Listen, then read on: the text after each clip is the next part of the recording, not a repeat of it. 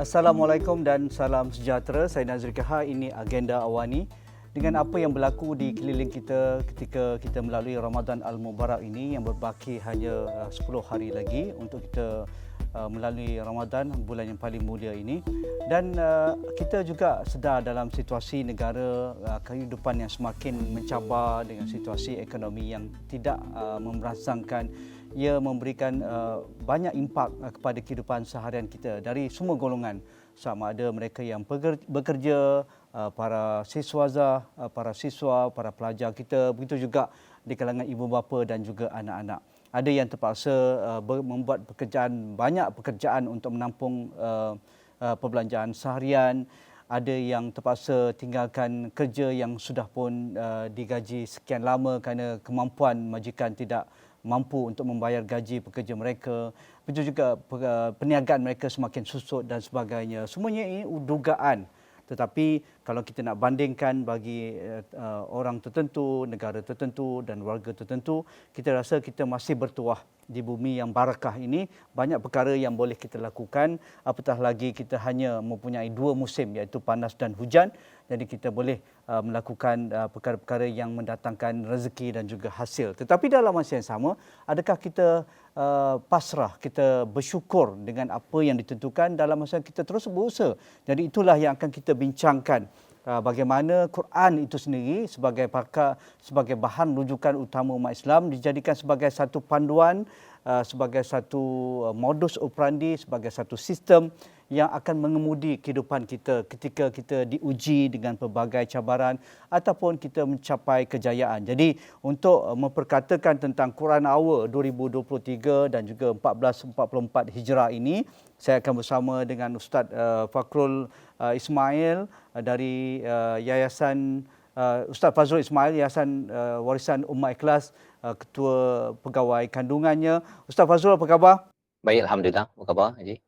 Ustaz Fazrul biasa menjadi moderator. Saya kekok sikit untuk bertanya soalan kepada beliau. Tak apalah, saya sekali kena jadi pakar juga, penganalisis. Kerana dia, Dr. Ustaz Fazrul ni memang pakar pun. Jadi berkaitan dengan Quran Hour, dengan situasi apa yang saya ungkapkan pada awal tadi, bagaimana ia menjadi satu yang signifikan dalam kita mengemudi Ramadan di minggu terakhir, dan kita akan merayakan Idul Fitri, tetapi keadaan dunia, keadaan surrounding kita masih berhadapan dengan pelbagai cabaran.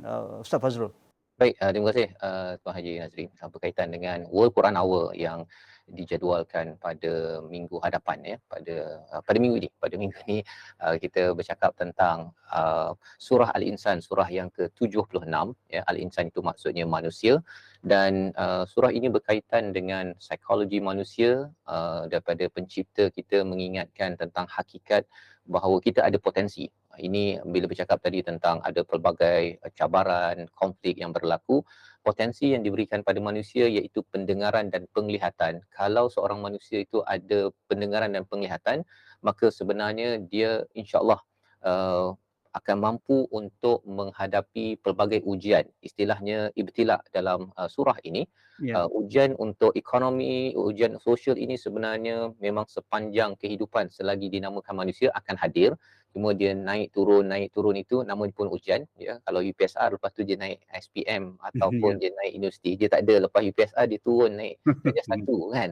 Jadi memahami tentang hakikat ini, mengetahui potensi dalam surah ini, pendengaran dan penglihatan, dan ada dua jalan.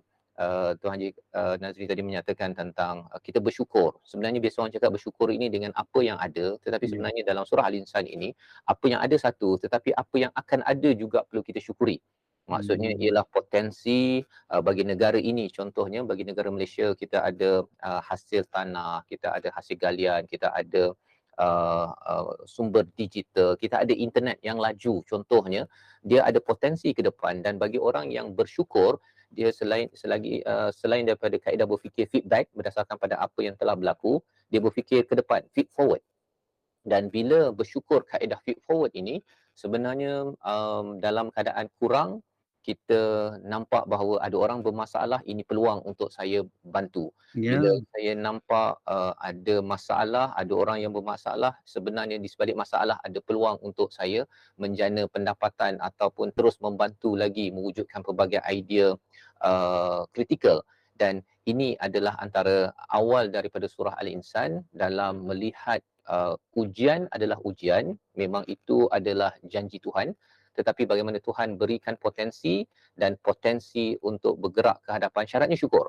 Kalau satu lagi namanya Hmm. kufur, dua jalan je sebenarnya, dua Ya, pilihan. ya, Kalau kita kata bahawa alah apa yang saya dapat ni tak cukup, ataupun ya. peluang ke depan ni tak ada kot dekat Malaysia ni makin teruk, itu cara berfikir tidak bersyukur, kufur, ingratitude. Dan ada saja kaedah berfikir begini, dia akan jadi fixed mindset. Dia Hmm. cara berfikir tu akan kejang dan terbantut, dan akhirnya yang rasa tak cukup tu makin kementot dan akhirnya hancur dalam sebuah ekonomi. Saya dah lama tak dengar perkataan kementot tu. Menarik Ustaz Fazrul angkat tadi tu. Ustaz Fazrul, surah Al-Insan ni kita biasa baca, para imam kita, qari kita dan juga ustaz-ustaz kita selalu baca ketika kita solat kan.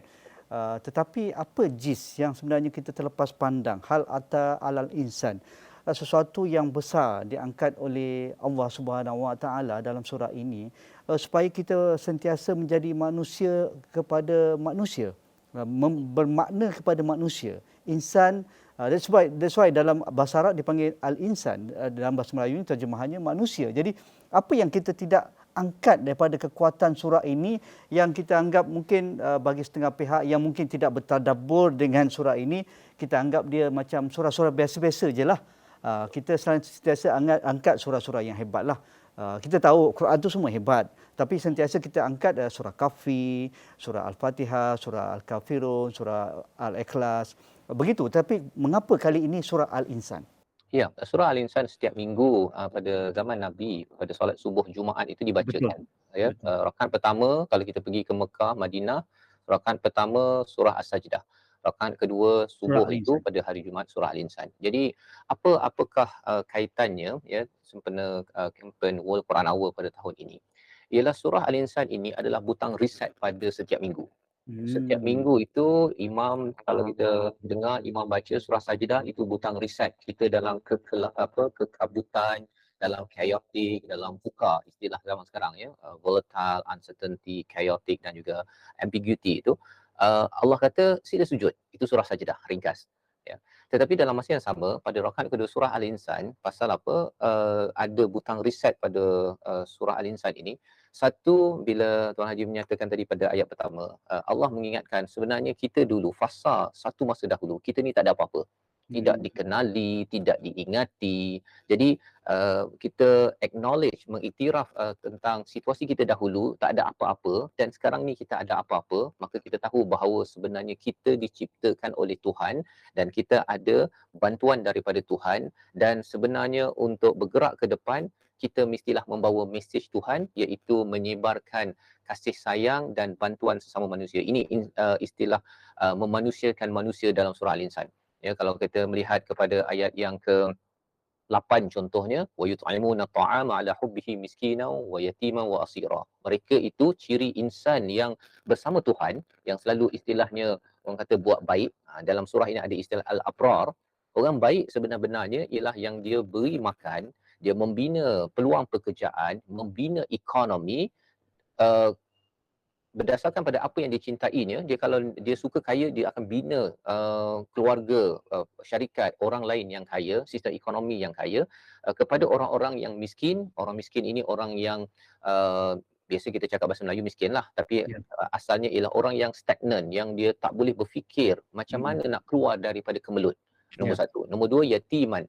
Yang ini kalau miskin, stagnan daripada ekonomi. Yatim ini terencat ataupun berkaitan dengan sosial. Mereka ini tidak ada ayah dan mereka tak tahu nak pergi mana. Ya. Hmm. Mereka perlukan bantuan, dan bagi orang yang baik, yang betul-betul manusia, dia lihat anak yatim, dia tak melihat oh ini anak orang lain. Hmm. Dia melihat ini adalah makhluk macam saya yang dijadikan Tuhan, yang menjadi peluang untuk saya membantu dari segi sosial beliau. anak yatim. Dan yang keduanya, yang ketiganya wa asira. Mereka yang tertawan. Zaman sekarang tertawan, Haji, dari segi Ya, ekonomi, dari segi ramai, sosial, pendidikan, ramai. Dia ramai. rasa macam dia buntu keluar selepas Ya. PKP ini, macam mana nak come back Nak balik mulakan balik, ya. menggunakan balik. Jadi kalau dalam surah ini bila bercakap tentang selalu membantu, ya, dan membantu itu bukan mengharapkan ganjaran manusia tapi mengharapkan ganjaran Tuhan, maka itulah namanya manusia yang betul-betul manusia. Dia kalau manusia yang bersifat cannibal kan, manusia yang makan manusia, ialah dia ambil juga, tolong juga orang tersebut. Tapi lepas tu dia dah bagi Ya, bantuan. Okey, Allah, katakan awak dia tangguhkan bayaran, ya, ya, betul. untuk pinjaman yang awak buat Hmm. ataupun hutang, lepas tu dia makan balik orang tersebut. Itu adalah manusia yang cannibal, yang kita harap tidak berlaku pada institusi perbankan, dalam institusi keuangan, ekonomi. Pemimpin-pemimpin tidak menjadi cannibal begitu. Dan inilah surah Al-Insan yang waktu zaman jahiliah manusia cannibal ni ramai. Ya. Kan? Jadi surah Al-Insan datang untuk memanusiakan mereka, dan kita harap mesej ini juga sampai pada tahun ini, insya-Allah.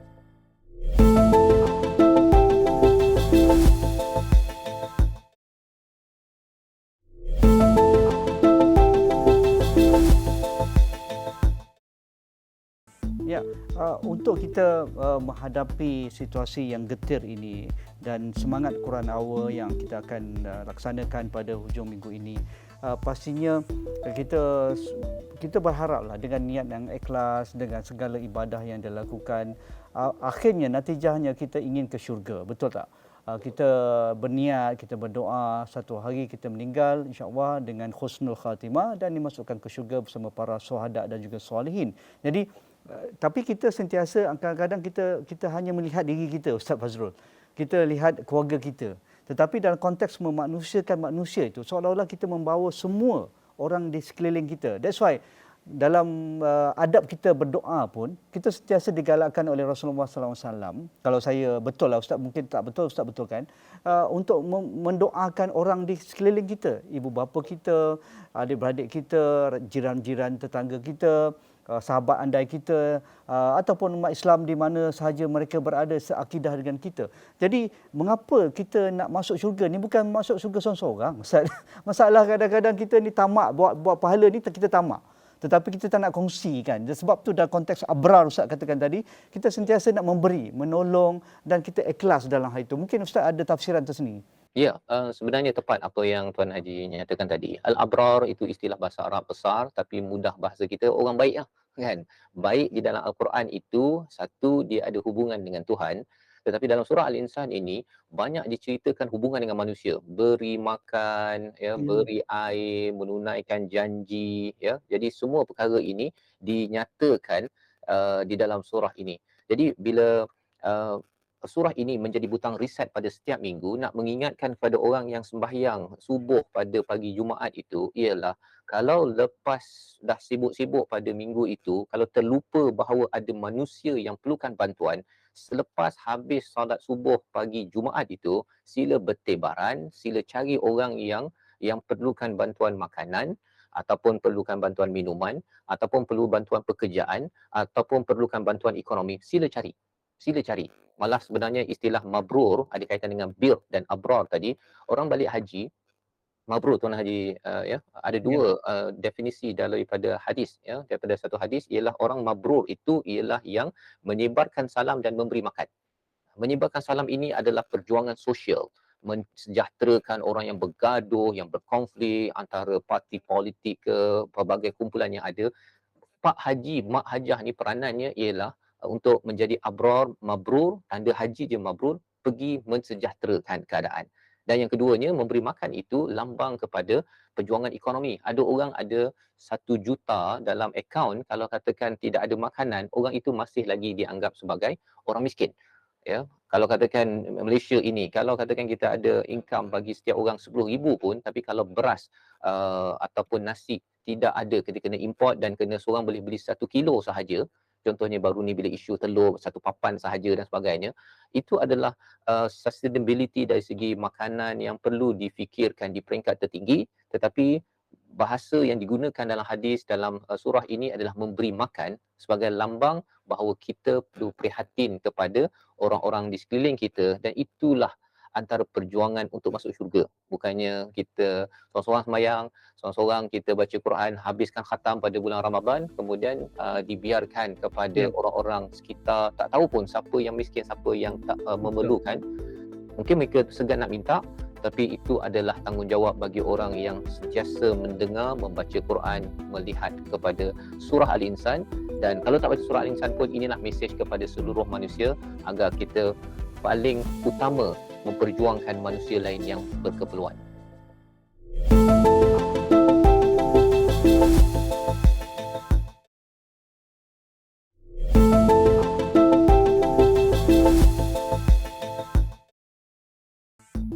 Bagi ukuran awal sudah memasuki tahun ke-8, kalau tak silap saya Ustaz Fazrul, dah kalau bayi tu dah masuk zaman kanak-kanak lah, dah sekolah rendah, pastinya ada perkara-perkara penambahbaikan, progressive effort yang akan ditambah baik.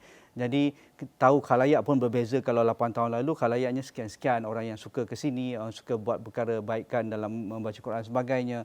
Sekarang pula dengan generasi baru ini, dengan generasi digital, mereka banyak masa depan gadget mereka dengan peranti mereka dan mereka tak kisahlah. Tetapi itu bukan bermaksud kita akan alpakan mereka ataupun lupakan mereka. Jadi dengan sesuai dengan dinamika baru ini, dengan khalayak yang baru, dengan kerajaan baru yang mengangkat tema Madani, saya rasa amat sesuai. Jadi apakah Quran Hour akan terus menambah baik, dinamik, progresif untuk menjadikan dia ada impak kepada komuniti, Ustaz Fazrul? Ya, itu sebabnya sebelum hari Khamis ini, pada hari esok, hari Selasa, kita ada satu aktiviti flag bearers, pasukan yang menaiki motor, yang bike besar kecil ini, bersama dengan seorang tokoh, Vince, seorang mafia daripada Italy yang duduk di Australia, dan sekarang ini berada di Malaysia, akan bersama untuk kita menarik anak-anak muda dalam masa naik motor, membawa panji-panji daripada UIA. uh, Apakah yang akan dibuat juga ialah untuk melakukan aktiviti memberi makan.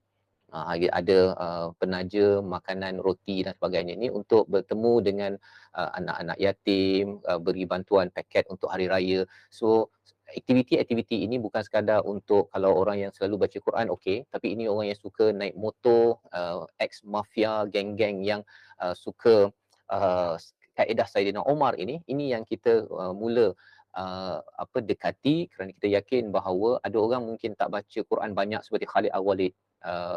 Dia adalah tokoh di medan perang, kan, hafal pun sikit, tetapi kita tahu bahawa Al-Quran ini sikit banyak, yang penting nilainya itu yang diperjuangkan, dan kita melibatkan anak muda, mereka yang terlibat dengan pelbagai perkara, tapi bila mereka ingin kembali, maka tokoh-tokoh SADO ini akan juga bersama esok kempennya, dan disambung lagi lah dengan World Quran Hour pada hari Khamis ni, insya-Allah. Menarik.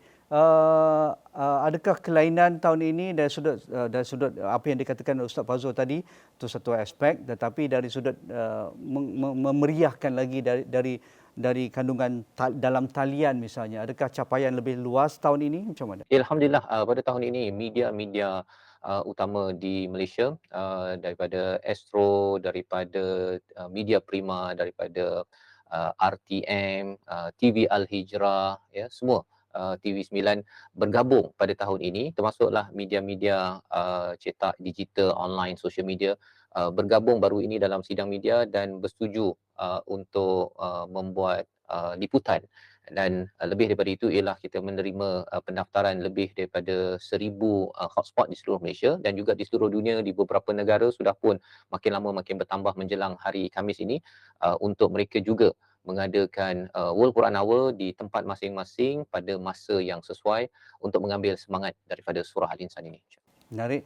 Jadi supaya ia menjadi satu kekuatan dalam kita melalui malam terakhir Ramadan, dan kita masih mencari Lailatul Qadar. Ini sebahagian usahanya, betul tak Fazrul? Betul. Kerana ruangnya begitu luas dari awal pagi hinggalah tengah malam itu, dan kita boleh melakukan apa juga kebaikan dan dikira sebagai amalan yang akan diberi pahala lebih baik dari 1000 bulan. Itu tadi temu bual saya dengan Ustaz Fazrul Ismail, Yayasan Warisan Ummah Ikhlas, Ketua Pegawai Kandungannya.